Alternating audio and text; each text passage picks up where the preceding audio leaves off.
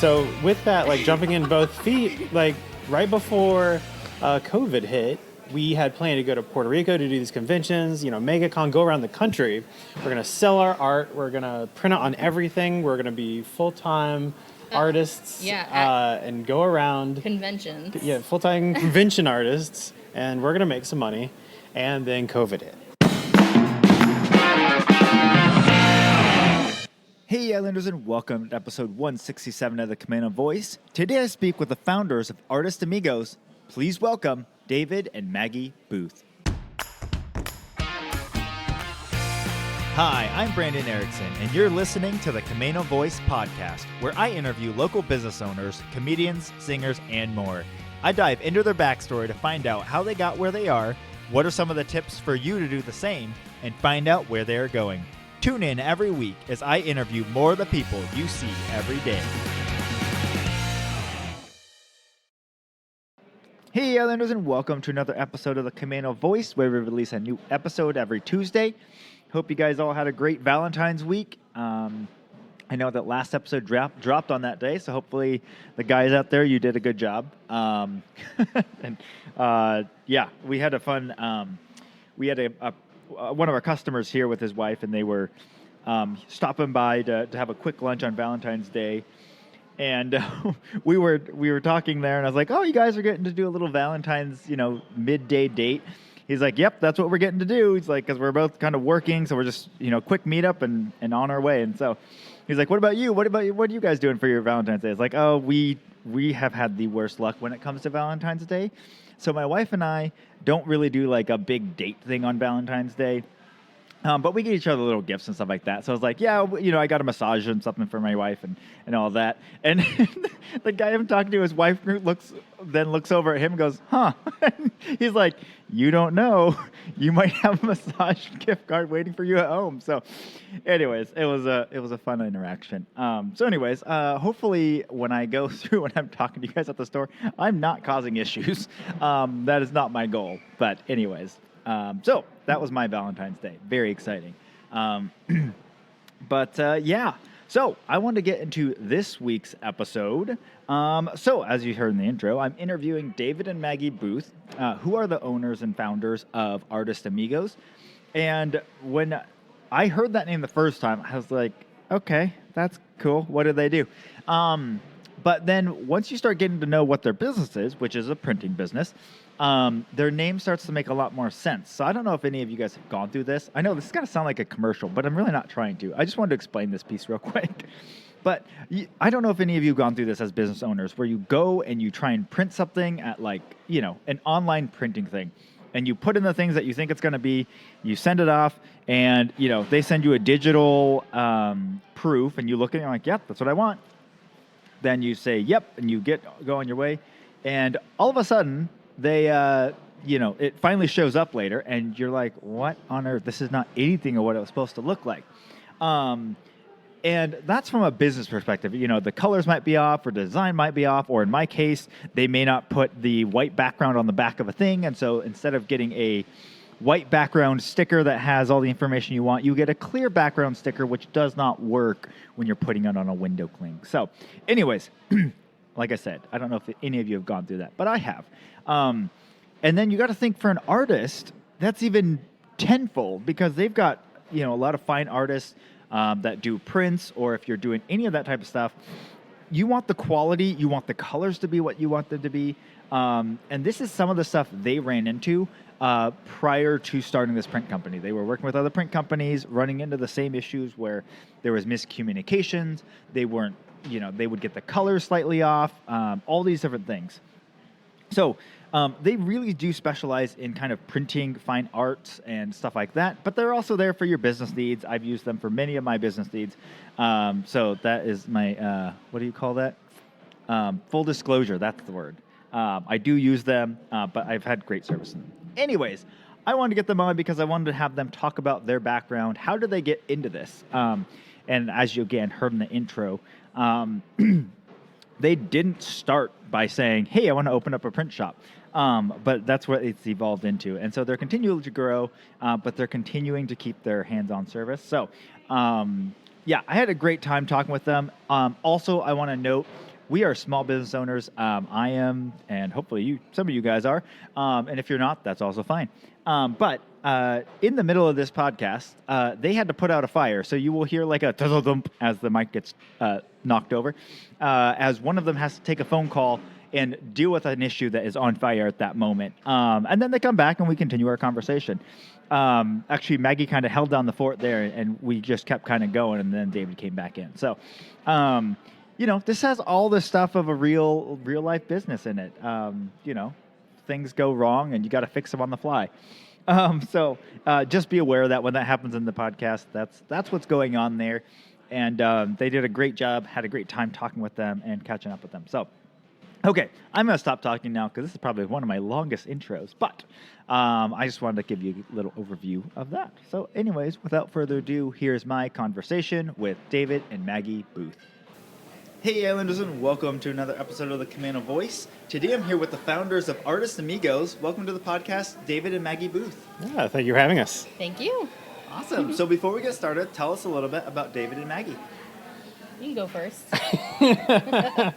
Well, we came from Florida Yeah. about a year and a half ago. Wow. Well, we moved here we actually moved here October 31st, 2020. Okay. Oh my So gosh, yes. we moved within about a month. We decided the house became available. We purchased it and moved our entire family of 6. And now we are printers here on Camano Island. Yeah. And we deal with artists all across the United States. Yeah. Yeah. So we do service this area as well. We help small businesses and artists here, but we do help artists, like David said, across the United States in all different aspects of art, not just one, not just traditional or computers. I mean, we literally have the full gambit of artists. Yeah, when setting up a business, you're kind of labeled as a sign shop or graphic design shop, but we're really like a custom shop. We do everything. There's so much. I mean, we do things like paper printing all the way to helping people find other outlets. For instance, like they want to make keychains. Like we can help them, while we don't make keychains in shop, we can help them find a distributor and be the middleman for them if they're not sure how to do it. Yeah. So, it's really, we go as a print shop. That's like the name we use. But truthfully, it's so much more. Yeah. The whole reason, truthfully, if we can backtrack a little, why we have a print shop is, well, one, when we left Florida, we walked away from our jobs. Yeah. David was working at a sign shop, Okay. and which is big business in Florida. There's a lot of business turnaround down there, and he was working as a graphic designer. Nice. And he did that for about 8 or 9 years, and he was pretty much the only graphic designer there that just like pretty much did exclusively graphic design. And then with that, no one at his company wore like a single hat. Like Yes. if you did graphic design, they also wanted you to know We took everything from start to finish. Like production. we met with the customer, took their order, fulfilled everything, designed, and even went out and did installations. Yeah. And so it was a great, like being there 8-9 years. It really gave me the knowledge of to carry through to what we're doing now. So Yeah. for Yeah. sure. And we are actually both artists ourselves. Okay. I do more traditional stuff. I like to work my hands more, so I do a lot of like crocheting and crafting, and I also do watercolor. And then David. Oh, you help mainly with people who contact us, and you're just so great with people. Yes. And you talk to them, and you talk about how valuable their art is. A lot of artists come to us, and they don't realize. Like a lot of artists are a little bit down on themselves, or like, oh, I'm never gonna get to Imposter X syndrome. or Y, or Yeah. But like their art is fantastic, and Maggie does a real good job with helping them take the next step, whatever that is. Yeah. So with that, though, David, he went to school for art. He's an illustrator and an animator. I'll let him talk about that a little bit later. But being that he went to school for art and then entered into the art world through the sign shop and getting the production experience, we were always struggling to find people to produce our art, because one of the side things we did was we went to Comic-Cons. We went to the biggest one in Florida for our first show, so we kind of learned It's a trial by fire. MegaCon. MegaCon in Orlando. And we realized how difficult it is that a lot of these print companies, while they're great print companies, none of them, their specialty wasn't art. Yeah. It was always kind of an afterthought. Yep. Now, there are a lot of small print companies out there that do art, that want to work with their customers, and that's great because there's plenty of work to go around. There is so much work, like, in all honesty, so much.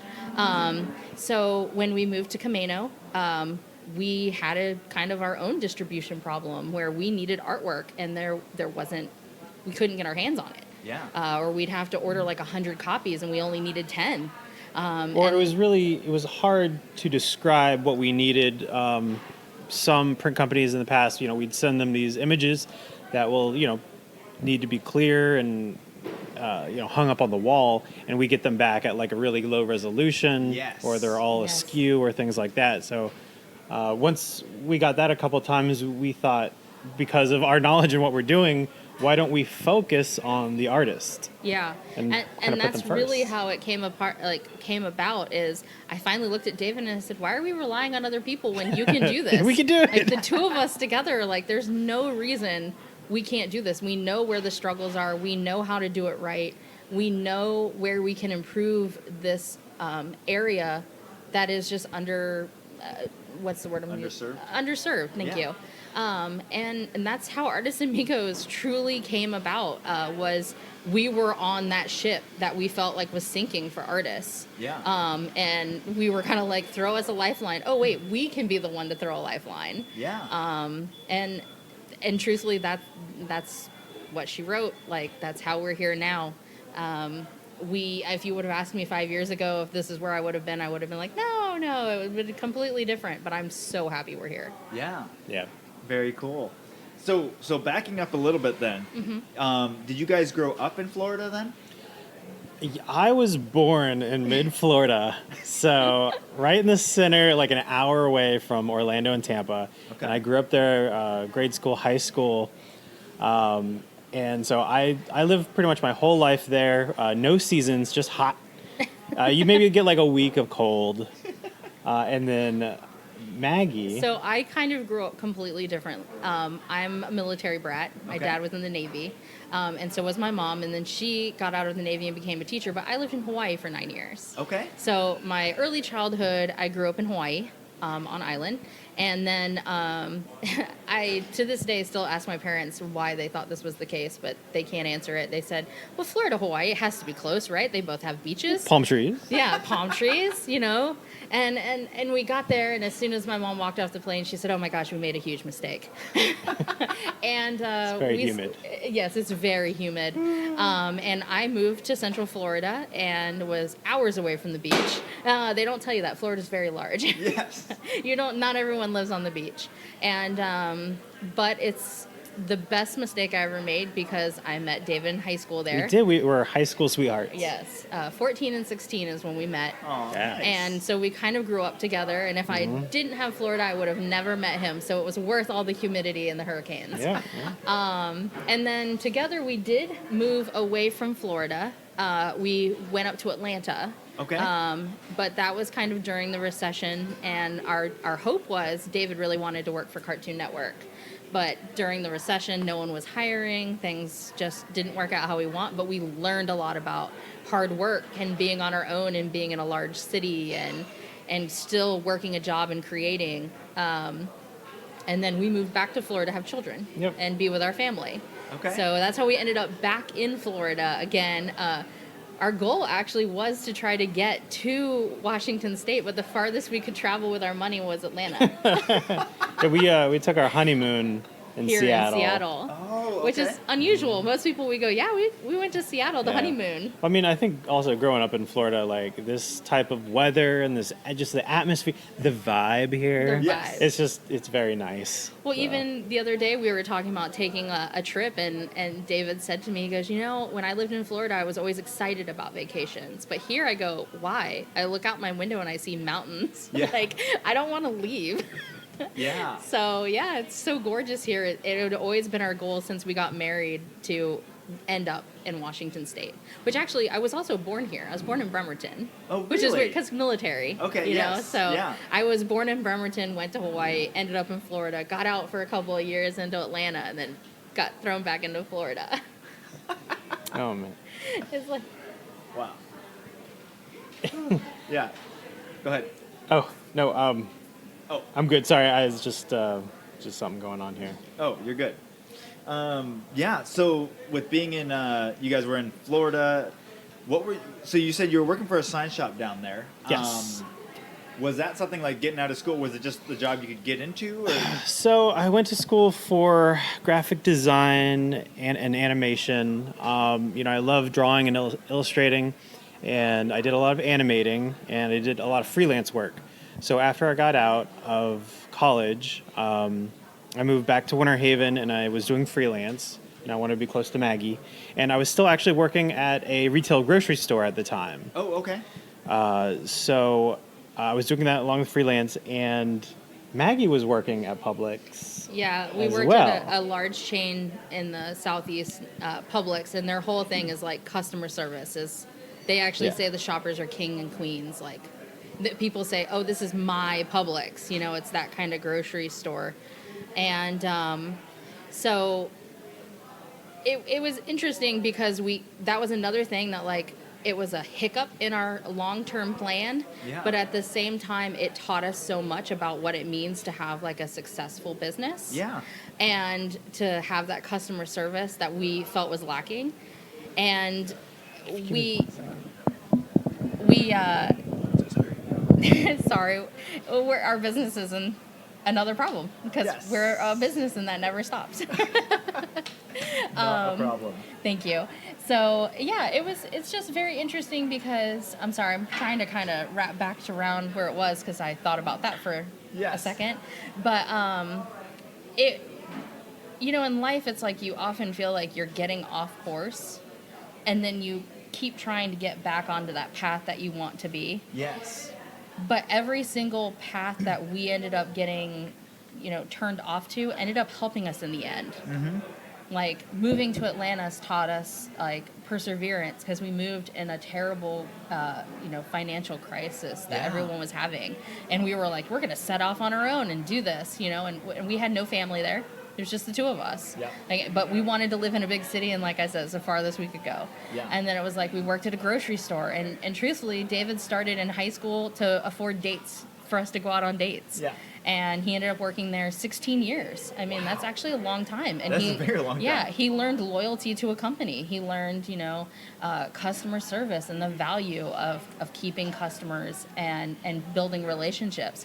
I learned the same thing. I actually ended up just working there to pay rent, and I ended up staying for almost 10 years. Wow. And working up the management and all these things that I never planned to do.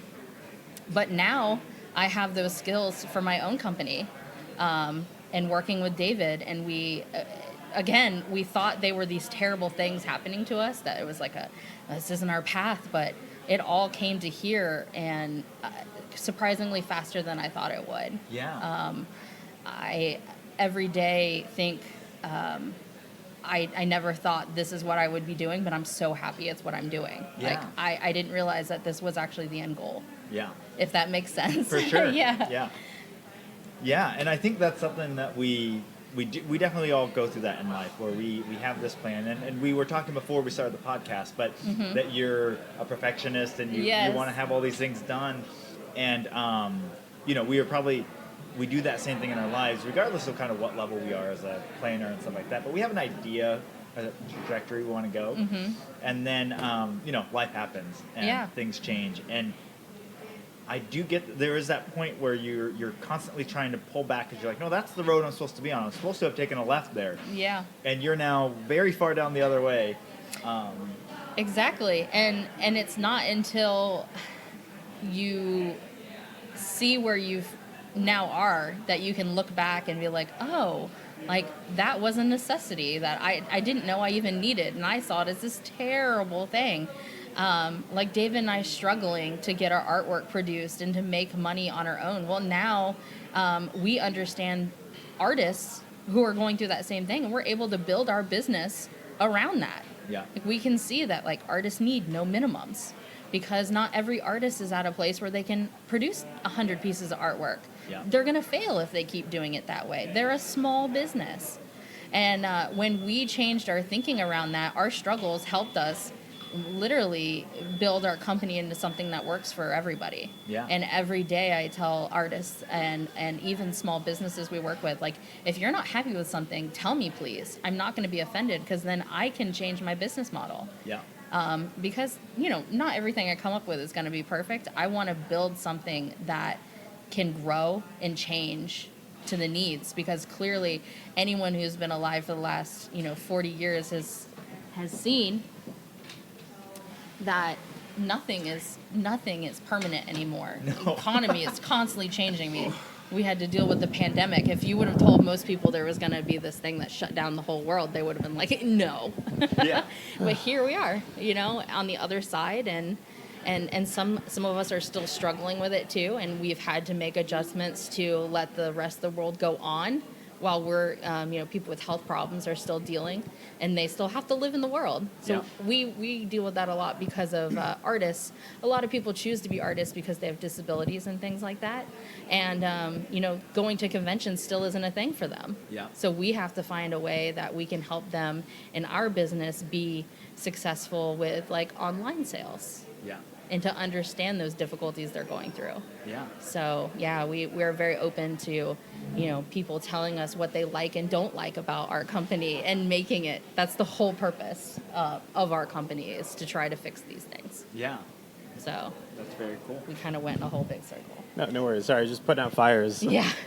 Small business fires.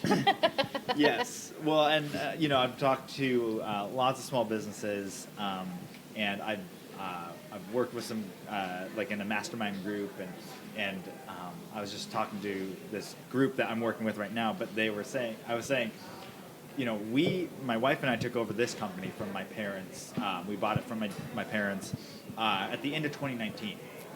Oh, wow. And we were rolling in, excited for the next new year, and I was like, we may have only been like actual business owners for the last 3 years, but I think it's more like 10. Yes. Right? Yes. We often say that. There are some weeks at the end of the week I'm like, it's been a month, right?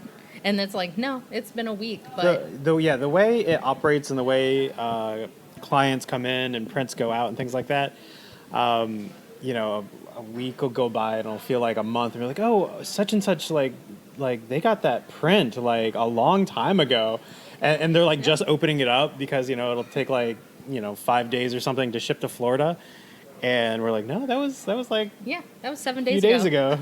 And it feels like half a year has gone by, because we feel the same thing. In all actuality, Artist Amigos has only been a full-blown company for about a year and a half. Okay. We have only been completely open, like not a soft open for a little over a year. Mm-hmm. But a lot of people don't realize that, because we rolled right into it. I mean, we jumped in with both feet. Yep. Because we learned a lot in the first year. We learned a lot in the first month, in the first day, because that is something David and I kind of always have done.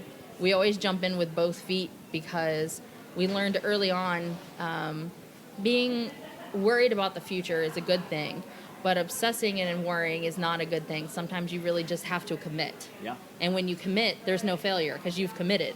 Yeah. And like we talked about Publix, truthfully, he was still working at Publix and still working at the sign shop. And finally I told him, I said, I think you should quit Publix. But, working there for 16 years, it was kind of like that life raft that we had. We had 2 children at the time. Wow. And I said, I think you got this. I really think you got this. I think you should quit Publix and start doing your art on the side instead. And that's what really opened him up to like getting more graphic design, because I think every parent wants to do right by their kids and have a safe environment, but sometimes to continue growing, you do have to take those chances. When I had to step out real quick, did you talk about 2020, about how we're going to go do all the conventions? No, I didn't. So with that, like jumping in both feet, like right before COVID hit, we had planned to go to Puerto Rico to do these conventions, MegaCon, go around the country. We're going to sell our art. We're going to print it on everything. We're going to be full-time artists and go around conventions. Full-time convention artists, and we're gonna make some money. And then COVID hit, so, and the everything same thing was that canceled. happened to you happened Don't to talk us. to anybody. Stay in your home. Yeah, stay in your home. Don't go Everybody's grocery is shopping. bad. Don't speak. So to anybody. we kind of switched gears there. Yeah. And, I was doing my graphic design thing at a company called Chilton Signs, of course, graphic design shop in Florida. And then I was actually working from home because, they talked to people face to face there when it was real bad. And that's when we had to all take a look at what we were doing. Maggie's dad, what I was doing. Yeah. My dad actually worked in the building industry, and they had stuff stacked. He was like, "Why are we still making product? Like people at his work were getting came sick." home. And he said, "I'm working from home." Yeah, he's like, "I think I'm done." Where do we want to go? What do we want to do? What's going on? And then that's where Washington came up, and here we are. Within a month. Yeah. We changed our entire lives again, which is kind of scary because we had jumped in with both feet to commit to one thing, and it got, the Ripped rug out. was pulled out from But, underneath us, it's, and we had to. Blessing in disguise. Here we are. And truthfully, I think we'd still be in Florida melting. Probably would be. I mean, we would be convention artists, and we would be doing something we liked, but we wouldn't be. But here now in we get to Washington. help all the other convention artists. We've made some wonderful friends that we've met in person, online, where they message us and just love talking to them. Even people here on the island, like we've gotten so connected with people on the island here who are either doing art or involved in art and small businesses.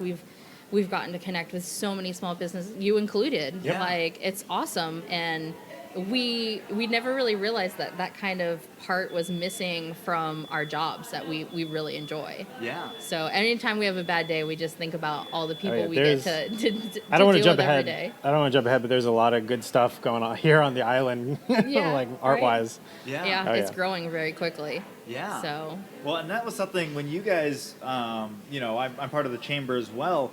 And so when we were we always get new members, stuff like that. And Jessica's like, "Did you know we have printers on the island now?" I was like, "We do." I was like, "Why haven't I known this?" Because I order online printing and stuff like that. But you run into those even when I don't care about the fidelity to the highest degree. You like, for example, my hour stickers for the longest time were see-through on a window that said our hours in like small print because I put the file in and it was supposed to have a white background. But that type of sticker defaults to remove the white background when they print it. Well, yeah. And so, yeah. Yeah, we run into that kind of stuff all the time because, like, not everyone, how do I say this? Like, not everyone understands printing because it is like, it's an art. I tell David all the time, the stuff he does is like magic. I'm like, you are an artist here. And even taking different types of art and matching it to the right printing and all that. I mean, it's impossible. It's a skill, and to just assume everyone knows how to print their stuff is no one should assume that. So that's another thing we did differently. Is sometimes when we get files and stuff, we'll be like, "Oh, I don't think this is what they want. Should we call them?" And we don't mind taking the few seconds to be like, "Hey, is that what you wanted? Yeah, okay, great. No, let's fix it." Yeah, I think a Fix big it. part is communication. Yeah. Because people will put a file in thinking something, but then saying another, or they just don't understand. So, like a simple conversation about what will it be used for, what's the best application. Well, I put the vinyl on the inside of the window versus the outside of the window. Well, you can't see it. A bunch of different technical things depending on whatever you're doing. Yeah. It really is. Do you mind if we answer another question on here? No, Because you we're kind of rolling into it. I know we had kind of been told that like one of the questions was like, how do we compete with big companies? Yeah. So there's a lot to that because we are competing with very large online retailers. Right. One way we compete is we don't just service this area. We service the whole United States. Yeah. And even sometimes Canada and some other places. And that's one way we compete is not just only relying on one service area. And that's a way we keep the prices down here too, is Yeah. because we don't just have to rely just here. Yeah. So if things aren't going well here, we also have everywhere else to rely on. The other way is we do buy in bulk. We do work with the same distributors that these companies work with. Yeah. We use the same machines they work with. So we're actually running at their level. Just the only downside is we're 2 people, and a lot of times these companies are 50 to 500 people. Yeah. But I mean, like, we've had talks about growing already, and it's only been like Yeah. a year. Yeah, we want to get an employee. But also, new machines. yeah, with how do we compete, I still think customer service. It I is. think everybody's had that, like, Comcast internet. Don't call them out, David. Jeez. Like I Okay, you can't. guys are on wave here. You're saying Yeah, I was I gonna can't say, get a luckily there's no hold of Comcast somebody. here. Why am I talking to a phone system? And when somebody just has a conversation with you to fully understand what you need, Yeah. that's a plus. We've even had some artists local here, like in Everett and everywhere, say, I don't want to recommend you to anybody else because you're going to get too big and not be able to help us. Yeah. And I'm like, that's never going to be the case. When that's the case, we will hire other artists who are interested in printing and we will bring them in. We never want to get rid of that communication or that ability to pick up the phone and ask a question or to improve a product that maybe someone didn't know that they could improve on. Yeah. Like that will always be the case because that's kind of what we're basing ourselves off of. That is how we're competing with these large companies just producing the same thing over and over again. Yeah. When we talk to artists in the convention realm, we tell them like, yeah, you know, there are all these companies out there, but they're all producing the same thing and you're all sitting table side by table side with everyone producing the same thing. Or you can go with a smaller company, pay a small fraction more and have something that's slightly different. Right. Because we're a custom shop. Yeah. The third thing to that is sometimes you have to choose to shop small. Yeah.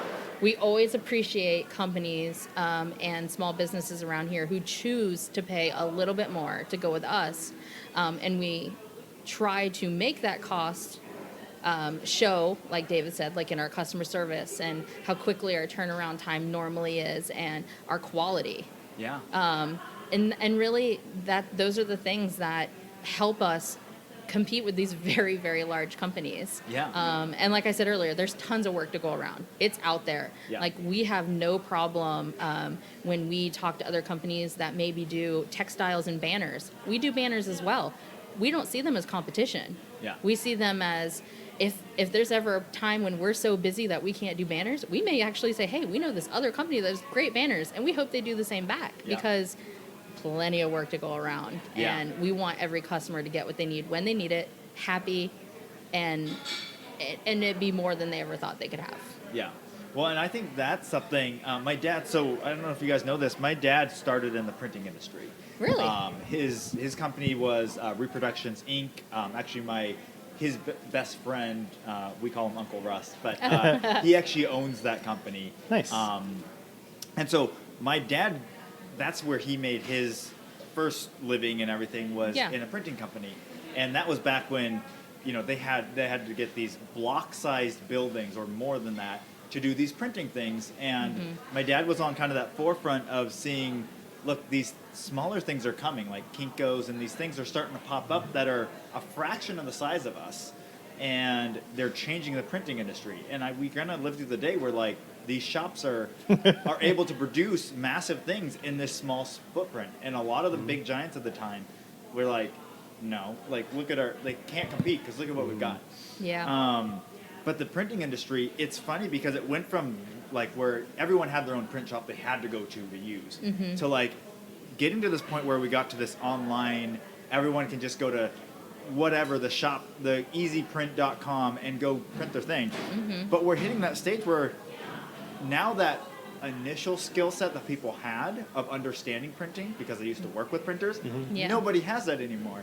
So they expect when they go online and print this thing that it's going to turn out the way they want. And certain things, especially colors or things like that. Yes. No, colors, have don't get to me be- started.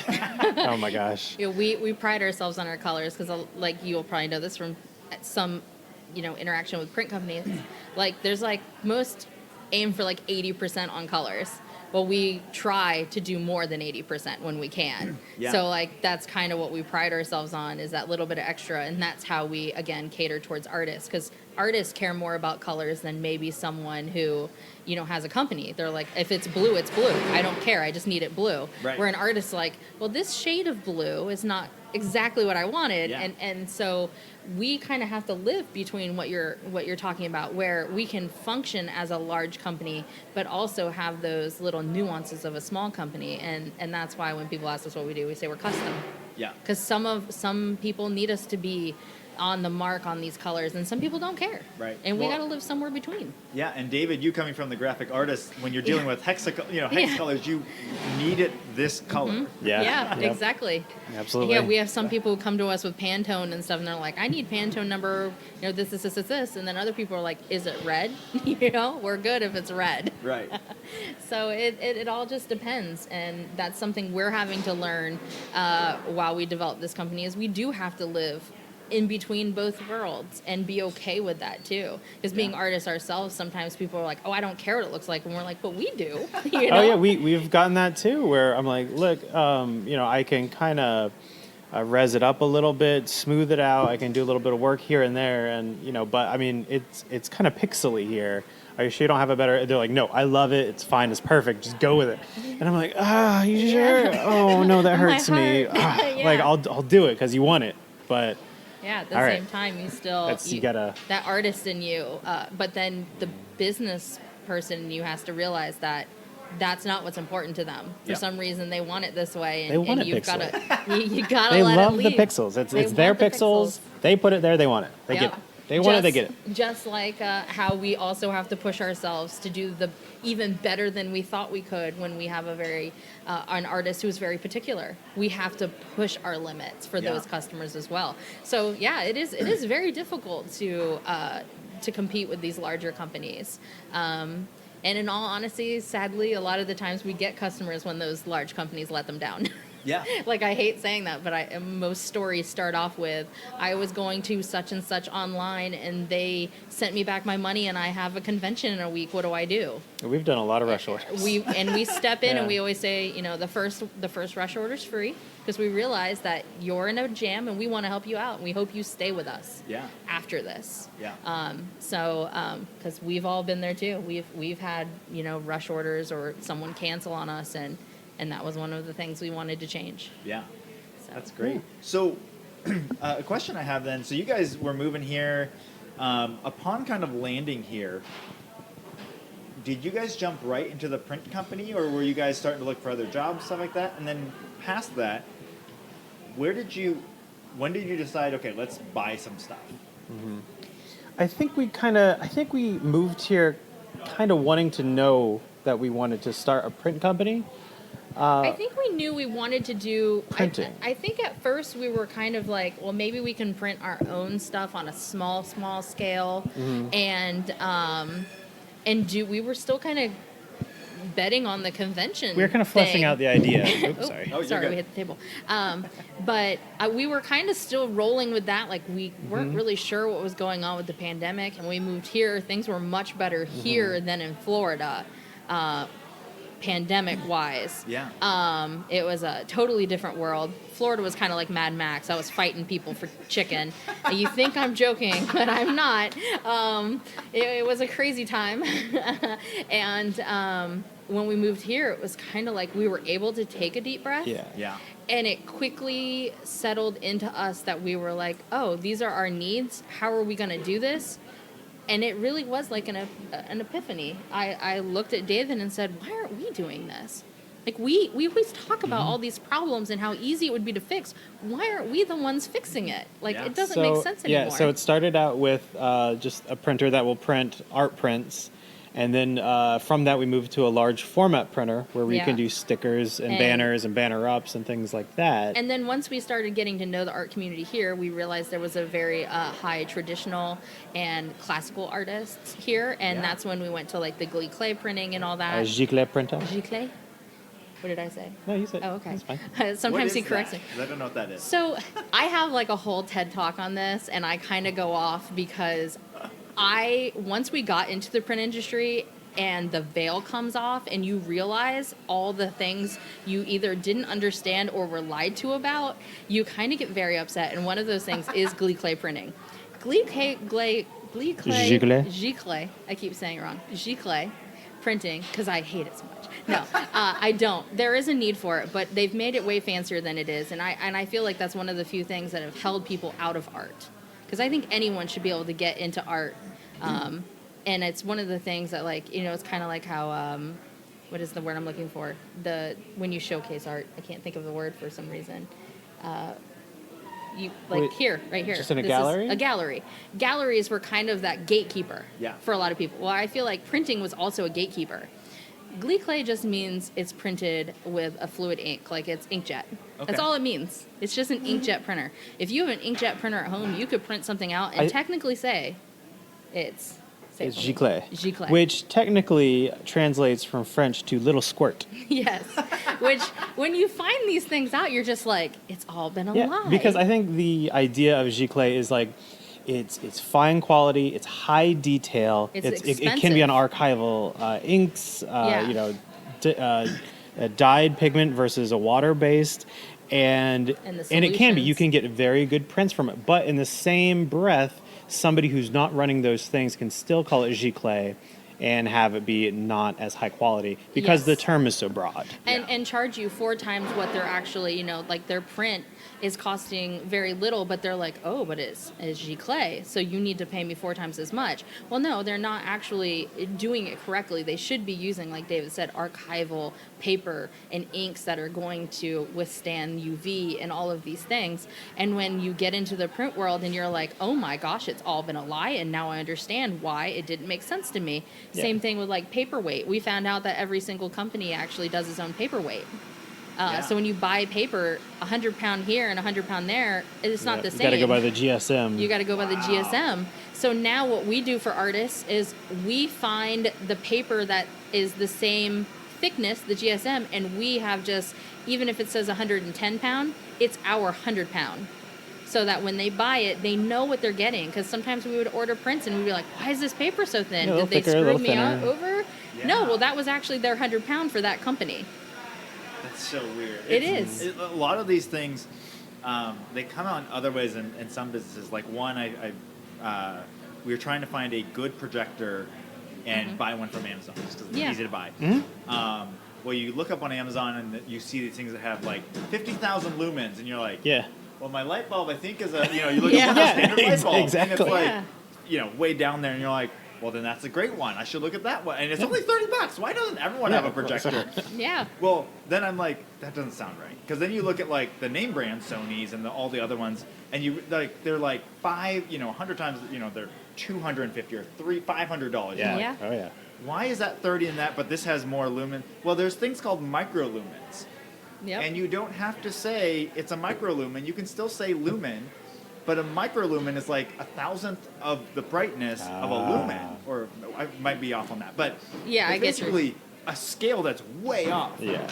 Yeah. I was like, that's terrible. Yeah. That's, Yeah. know? And that's another thing that we've kind of done with this company is we have kind of we've fallen into artists who are like, I don't understand like why this happens, and they come to us really concerned about like paperweight, and they're like, I've ordered 100 pound from other companies and it's too thin, and I tell them, I'm like, okay, yes, the company should have told you it was thinner, but like they are using 100 pound. It's not them, it's the paper mill that's actually the one doing you the disservice. Yeah. They are giving you 100 pound paper. That's the 100 pound from that paper mill. And we're able to teach them and help, like almost handhold them along to learn printing, because really it's like buying a car. You have to know a little bit about cars to buy the right car for you. Yeah. But if you know nothing about cars, you're gonna be like, well, I like how that one, I like that color. I'll Yeah. take that one. Then you get in and you go, this is not the car for me. Right. And that's the same thing with printing. You don't need to know it all, but if we can find out what's important to you and then help you understand how to get the good quality in that, then they're gonna be so much happier. Half print shop, half problem solvers. Yeah, pretty Yeah. much. Yeah. Well, and I find a lot of businesses, especially if you're on the service side, you end up, as you go through these things, you end up being that like semi-mentor as you're working Yeah. with these people. Because Yes. you're like, I already did this, don't do this. Yes. Yeah. Yeah. We do that a lot, actually. We talk to people about conventions. We talk to people about owning online stores. We talk to people about getting into galleries, markets, the whole works. Like, sometimes people will come to me with orders, and they're these huge orders, and I say, are you sure you want to do this? Like, what are you going to? And they're like, oh, it's a market. And I'm like, oh, okay. We have no minimums. You have to remind them, because they're so used to working in these huge bulk quantities. And I'm like, instead of getting, 50 of this one sticker, get 10 of this sticker and 4 other designs. And then they're like, I can do that? And it's like, you have to Which reopen. is something we do that other companies don't, is that you can mix and match designs to get a Yeah. bulk price. because that helps small artists and Become large successful artists. quicker. Most all other print companies, you have to buy like 100 of one design to get a good price on it. And if you're an artist, you have lots of designs. Yeah. But you may not need 1,100 stickers floating around Right. for this one small convention. Right. Yeah. And you can't make money to buy more stickers. So what are you gonna do?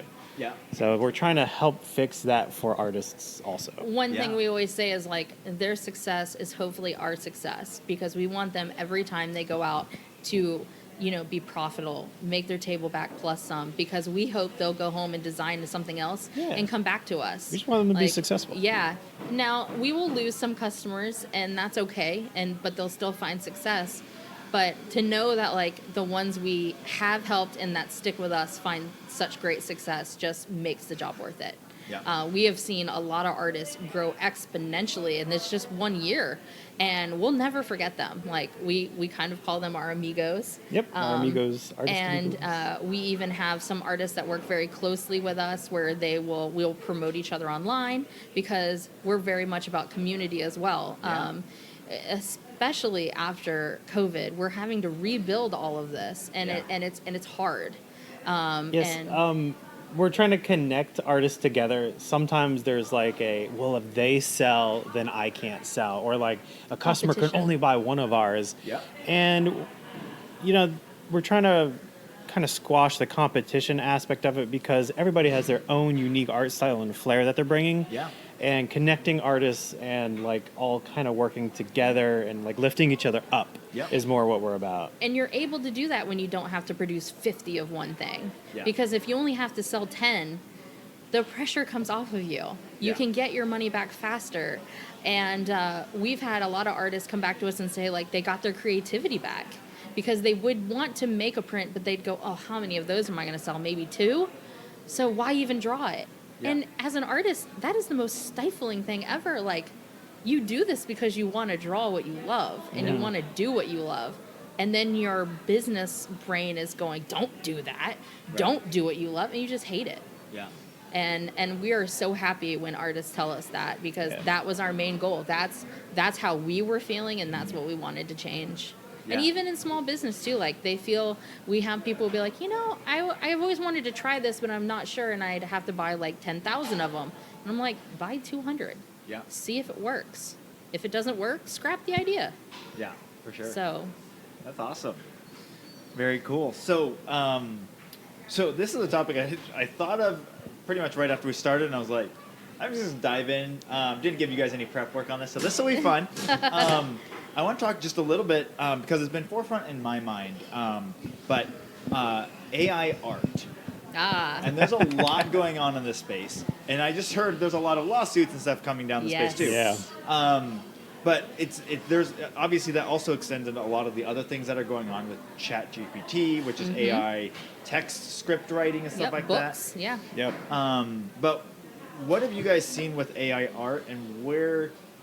Yeah, just a little bit about that. Like where we think it's going and where it should go, where we think it should Yes. go. Okay. Yeah. So So it's very interesting because we have heard so much. Our ear is very down to this, and just like any other technological advancement, there's so many wonderful things about it, and then such a dark side to it as well, where you go, oh, I don't Well, like that. it's such a cool and unique, innovative feature to be able to do this. And the technology has advanced to where you can just like type something in and it comes up.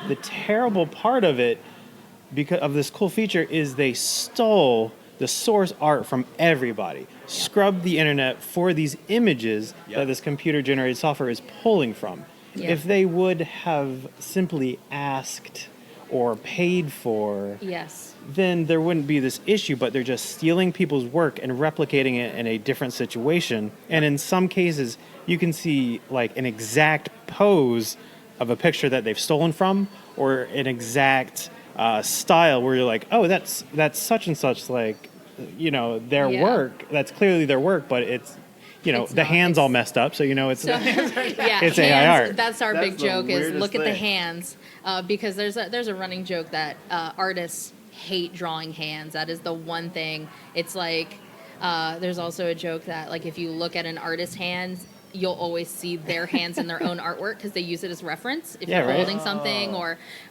it'll be like their wife's hands So, in all the pictures. so all the women I draw have like little chubby man hands. Yeah, and sadly, it's not much better with me because I have little kid hands. That's So fine. if you ask me to hold it, it's just as bad.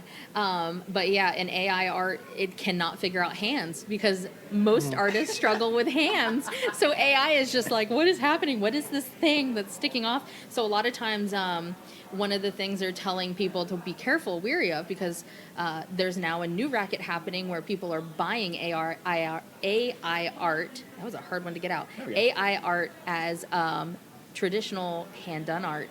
They're lying and saying, "Oh no, I made this," Yeah. and they didn't. Right. And one of the things they tell you to watch out for is hidden hands.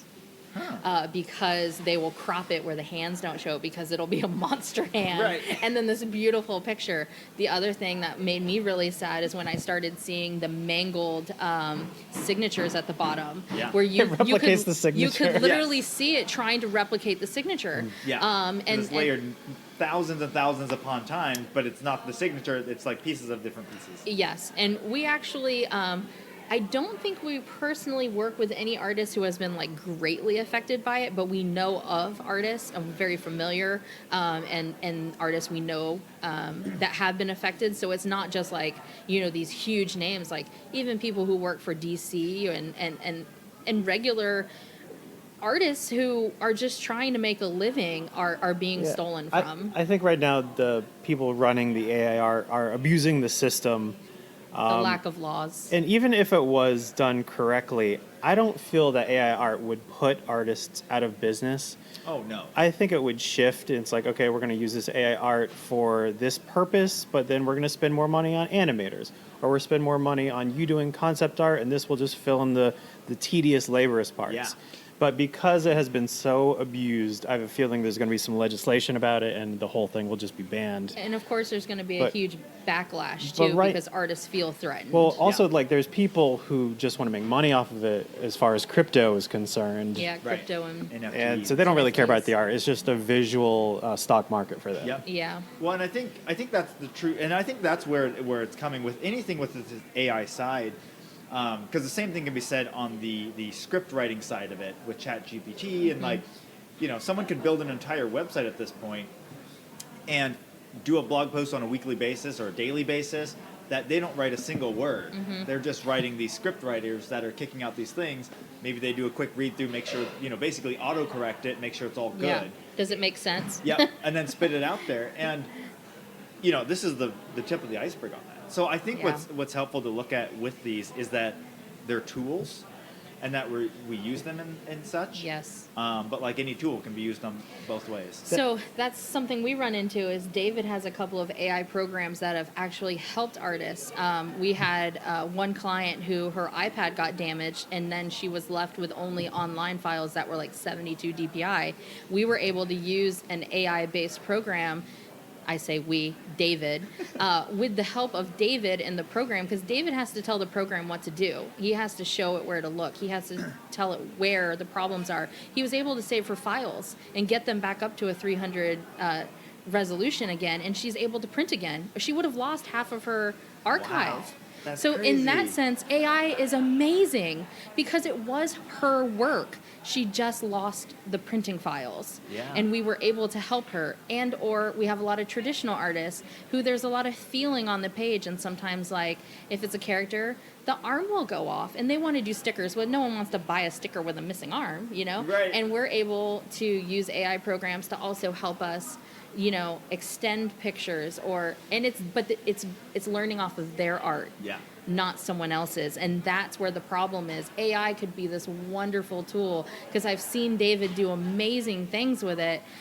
And it takes David's craftsmanship too to work. It's like almost like a robot and a human working together to make Yeah. something amazing Yeah. and to save these pieces. And like David said, it's gonna take the legislative measures to be like, this is what it takes where you can use AI, but it's still being trained off. Yeah, of at the this point, person. it's got to go back to square one.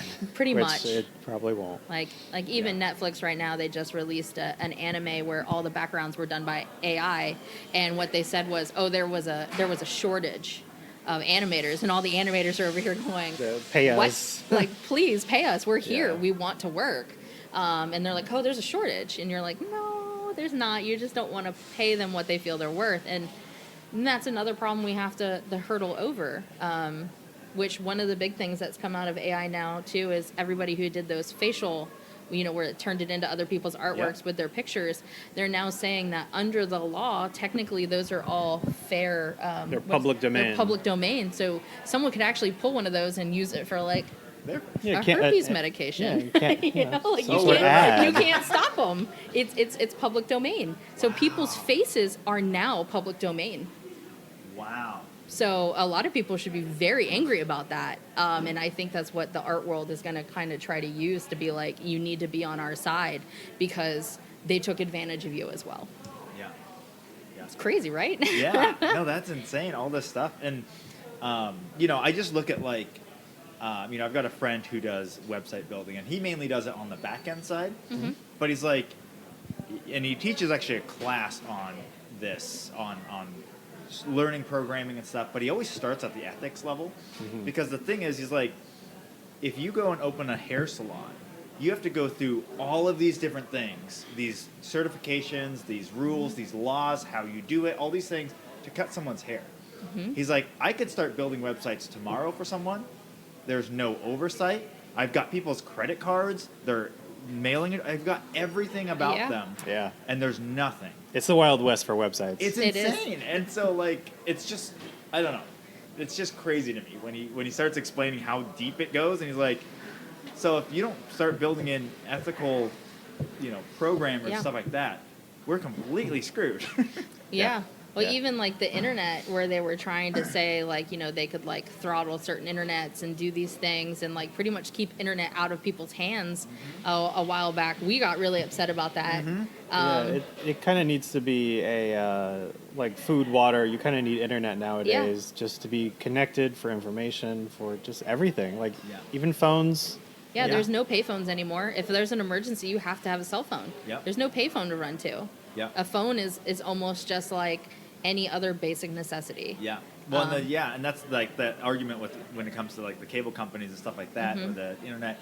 But like, it's like a utility now, but it's not charged like a utility. No. It's ridiculous, and you're like, okay, we can't keep going down this path. At some point, you think you got to flip it, especially living on Camano. You get past the plaza, you're like, okay, well, you can have a Verizon telephone line. Yeah, that's something we've had to deal with too. And it's the whole. It's so crazy how technology can be such a wonderful thing, and yet also just destroy so much too.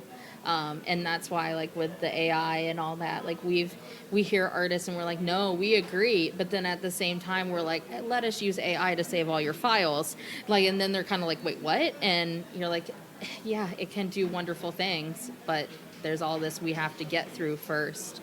Yeah. And I'm glad to see so many artists talking about it, and most are willing to listen still. I've heard a lot of artists say, I think it's wonderful.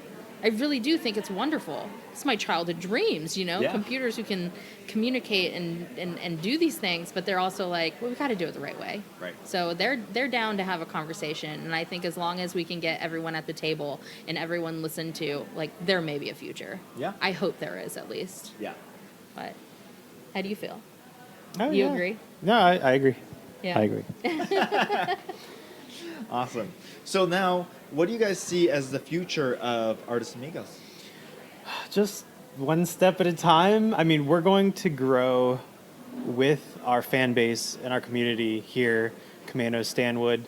I mean, we're going to offer the best we can, offer great customer service, and as this community grows, we will too. Yeah. I mean, we are constantly looking to do better. To keep our prices low, we do we are slowly growing. Like, we don't have a shop that you can just walk into. That keeps our overhead very low to, again, where we can compete with these online companies because they don't have a shop you can walk into either. Right. So we're kind of doing the same thing. We do hope to, in the future, have a small shop. We would like to help artists showcase and things there too, just like, because I mean, really, galleries are a big thing on this island. Yeah. And we would like to be a part of that as well. We've even talked about way in the future having conventions. Yes. Yeah, We'd to like have a convention of our own. yeah, that it's mainly about art, whether any kind of art, and we want to put new artists side by side with big artists. Because a lot of the things that happens is when you go to these conventions, it's like you have Artist Alley, and it's your, mid to low tier, what what people would consider low to tier art. It's They split them up into a fabulous. sort of class system. Yeah, and then Yeah. there's these artists who, work on comic books and stuff, and they're like the holy grail artists, and then they have like the big artist. And it's like, why can't they all be together? Because they're all artists. And that's that community thing coming back. We want to put them together and have, someone maybe who's just starting off with someone who's done 50 comic books sitting side by side where they can make friends and be like, oh, that's really cool. And can you teach me this? Because really, like, old dogs need new tricks and new dogs need someone to show them how to do it. Yeah. And you can do amazing things. We wouldn't be worried about AI if we had more of that community, because every artist would be growing. Yeah. So we do have big plans. We want to extend out also into anything that's printing. We are staying away from textiles like shirts and things like that. But we would like to do like sublimation and some other things down the road. Okay. So yeah, we have a lot of big plans, and we hope they all come to fruition. Yeah. Awesome. Yeah. All right. Well, I like to end every podcast with some rapid fire questions. So the first one is, what purchase of $100 or less have you enjoyed the most in the last 3 months? I'm going to go first because I actually made this purchase yesterday. Okay. I got a whole box of ramen for under $8 Nice. at the outlet, the grocery outlet here in town. Perfect. It's that Sam Yang, and Yeah, I love it. It's a huge box. It's huge. There's 8 packages of 5, and I plan on eating it all over the next year. Nice. The only thing I could think of was resolution enhancement software. I happens to use be it all AI. the time, and it's fantastic. And it's not hurting anybody, and it's saving people's images when they fail to save it at a high resolution. Or Yeah. lose it from damage. Yeah. Yes. Awesome. Question on the ramen. Do you eat it dry or do you eat it just cooked? I do both. Okay, cool. And I Oh, and you mean like broth, like not just dry, like out of the. I'll eat it out of the pack too, Out of because the- I grew up out in of the Hawaii. pack, like I do. crunchy? You don't see me finish off the bottom of the pack every time I make ramen. I haven't seen you eat a whole square of ramen. I I've done- can. I've done, and I also you too? Yes. So that's what I was asking, because Yeah. I like, especially top ramen, Uh huh. Yeah, I will nothing's just, better. like, I'll just use it, and I like, whenever it's cooked, I'm like, it's not as good. Like, Yeah. I'll just dip it. I What also am I do it doing? with. I also do it with no broth, where you just make the noodles. Okay. Yeah, so it's more like I can't Salty noodles. yakisoba kind of Okay, thing. yeah. So yeah, I do it always. Nice. And yeah. Oh, when Maggie makes it, it will look like a Studio Ghibli Yes. illustration of ramen with like the little egg and some pork on the side, just some Yeah. chives on Nice. top. I really overdo my ramen. It is a guilty pleasure. It's beautiful. I love it. Yeah. That's awesome. All right. Who is the most influential person outside of your family? in Should your we life? say her name on 3? Ready? 1, 2, 3. Kat Kat Olson. Nice. With Skag. For sure. Very cool. Definitely. If we could bottle whatever she has and sell it, She's we amazing. could She's be- a tour de force. She's like rallying people and like growing a community. Like that's like everything we want to do with artists as well. yeah. And it's just all positivity and very professional. Yeah. It's Yeah. fantastic. Every time I talk to her, I just feel better about myself and better about just life in general, Yes. which is so crazy. She's awesome. Yeah. Totally. I couldn't agree more. When she opened up co-host right before the pandemic No. and then goes through that whole thing, you would not have known that she was trying to have a co-working or like event space in the middle of a pandemic if you Right? watched her social medias. Yeah. She was so positive. She pivoted. And yeah, she does such a great job on everything that she does. So. I just love her to death. I so appreciate having her in my space because Yeah, she inspires us, definitely. Oh yeah, for sure.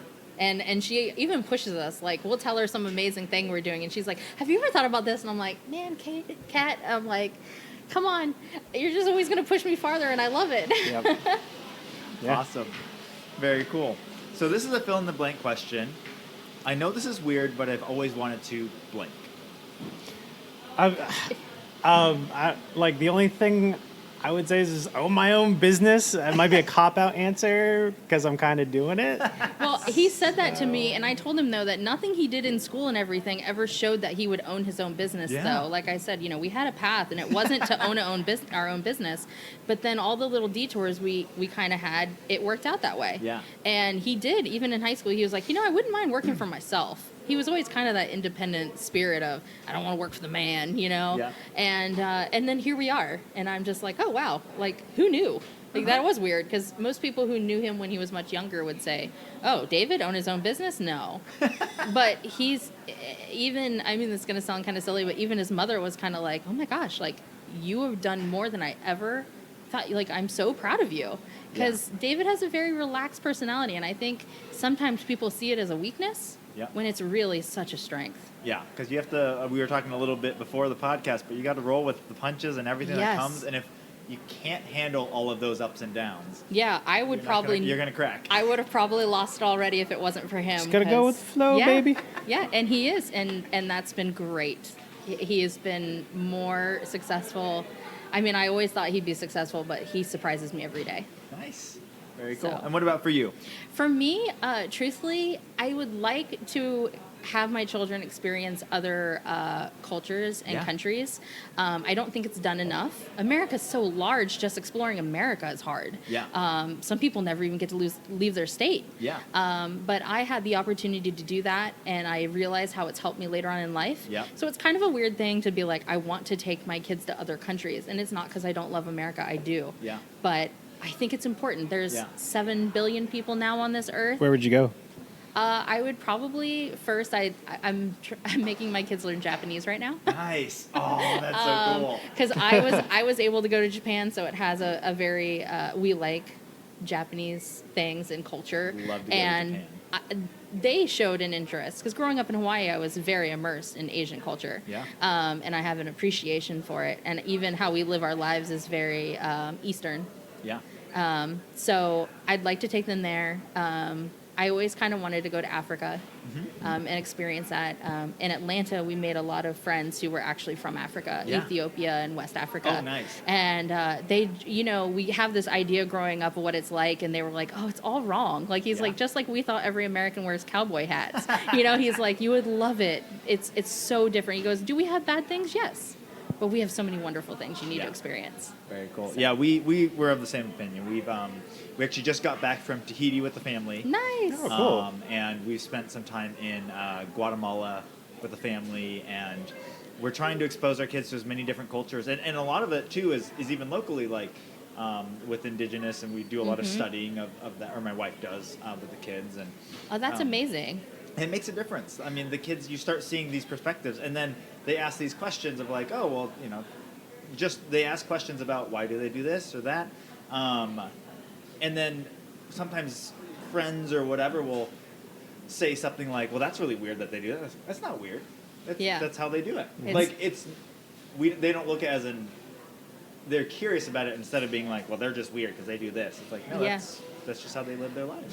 We have a saying, we say, not wrong, not weird, just different. Yeah. That's one of the things we throw around our house a lot. And I think David and I, because this is a rabbit hole we can go really deep in, but David and I, of course, we present as Caucasians. Yeah. And there's a lot of tensities around that right now. And our kids, blonde hair, blue eyes, and I have to explain to them, like, we're very honest about what's happened and why things are like they are. Why are things tense? Why is it important to, watch what you say and watch what you do and to make the effort to make a change? Yeah. We actually read a banned book the other day, and my kids were like, is it banned because it has bad words? I said, no, it talks about things that not everyone wants you to talk about. Yeah. And it was gender. Yeah.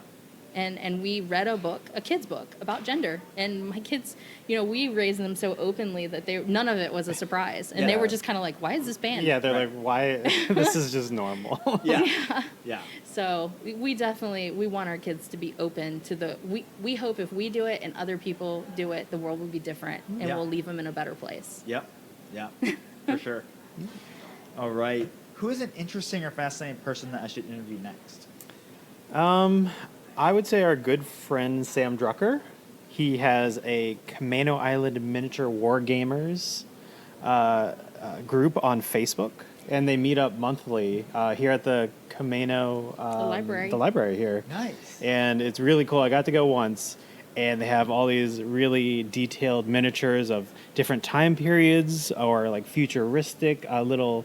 I don't. What do you call them? Just little miniatures, figurines. It's part of the gameplay. And there's a whole set of rules and a whole. It's very fascinating. Each one is very immersive. Yeah. And some of them they've built from scratch. They actually write the rules and everything. So it's almost like it's a writing hobby. a book and creating a piece of art and doing all of it at once. There's a lot of different facets to it. I think you can get pretty deep into that. Yes. Yeah. And they're very cool. I even went, which I've never done anything like that. And they were very much like, here, come play my game. Let me explain it to you. Let me tell you how I did it. And even though they knew I would probably never join on a monthly basis, they were still willing to give me their time and information and share it with me, which was really awesome. Yeah. So I have another person. It's actually an artist here. It's one of the first artists I work with here on the island named Brandy York. Okay. She kind of falls into the gaming category too because she does a lot of gaming for a lot of design work for the Critical Role. And she is an amazing artist, and I just absolutely love working with her. She's fantastic. Beautiful art. Beautiful art. I think you'd really get a kick out of talking with her. That'd be awesome. It's a little bit of different art than you usually find on the island here. She does a lot of the conventions and things, and she travels to conventions outside of Washington as well. But it's kind of like, again, where our art kind of runs in the geeky circles, and she very much lives between two worlds too. Nice. Very cool. All right, and lastly, what piece of advice would you give your 20-year-old self? Just be more adventurous, take more risks. I was growing up, I was very just reserved and had the impression of you go to school, you do well, and you go to college, and then you work in your job for the rest of your life. I don't know. It's a very old world style of thinking, and then you get out in the world and you're like, oh, everything's different. So just take risks, just go for it. Yeah, that moment you realize that you're the age of your parents, and then you realize, how am I alive? How are we doing it? And we actually figured out the other day that we're the same age my parents were when I met David in high school. Wow. Okay. And all of a sudden, David was thinking back when he met my mom, and he was like, oh my gosh, I'm that age? No way. And your brain just kind of has this malfunction, and then you go, oh man, okay, I get it now. Life is short, and you got to take those risks. I would definitely say jumping in with both feet, fully committing.